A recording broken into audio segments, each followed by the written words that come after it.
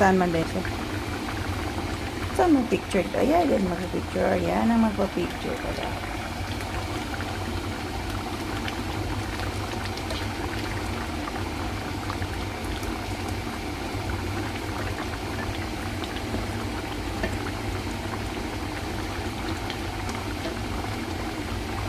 So, malambot na ba ito ang ano?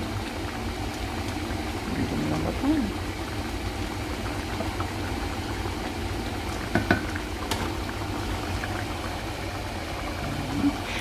Ayos na. Kain na tayo mga popoers. Popoers. Yan ang menu ko po today.